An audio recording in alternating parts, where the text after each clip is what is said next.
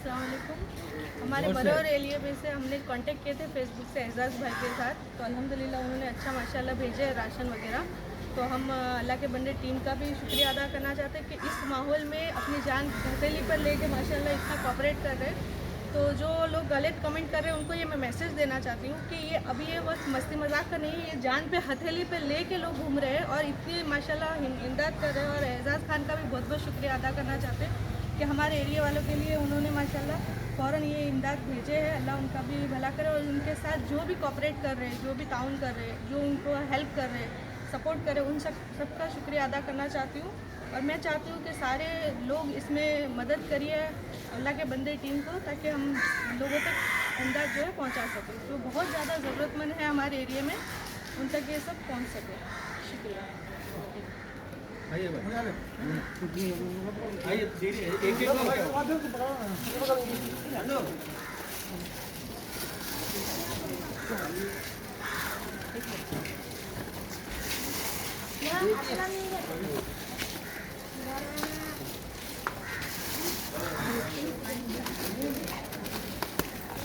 अरे भाभी थोड़ा डिस्टेंस रखो, दूर दूर रहो।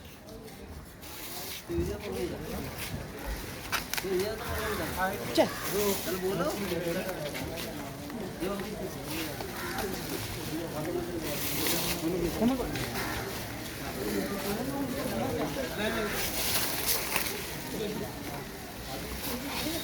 आइए सबका वीडियो मत ले, बस ठीक है, बस दुआ करो।